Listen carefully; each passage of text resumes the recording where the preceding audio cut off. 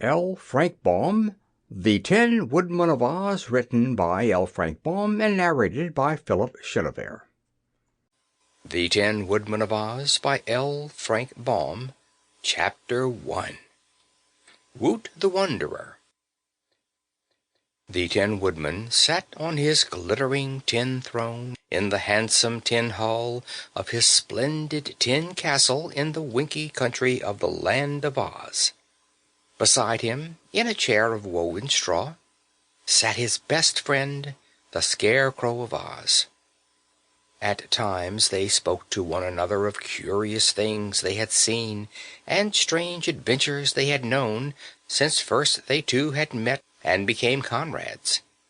But at times they were silent, for these things had been talked over many times between them, and they found themselves contented in merely being together, speaking now and then a brief sentence to prove they were wide awake and attentive.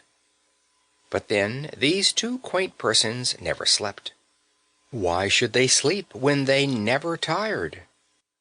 And now, as the brilliant sun sank low over the winky country of Oz, tinting the glistening tin towers and tin minarets of the tin castle with glorious sunset hues, there approached along a winding pathway Woot the Wanderer, who met at the castle entrance a winky servant.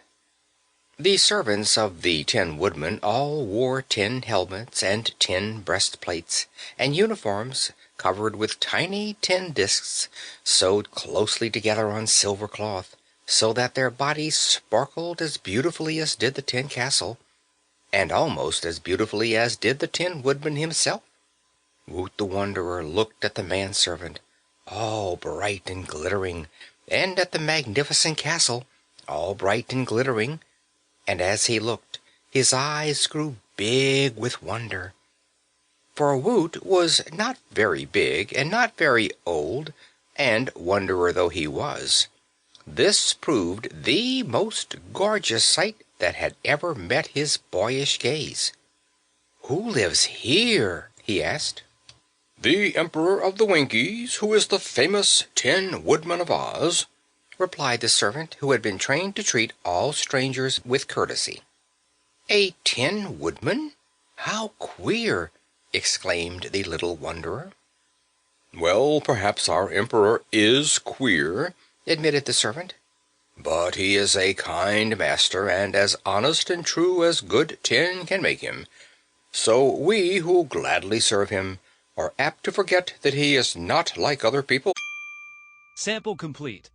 Ready to continue?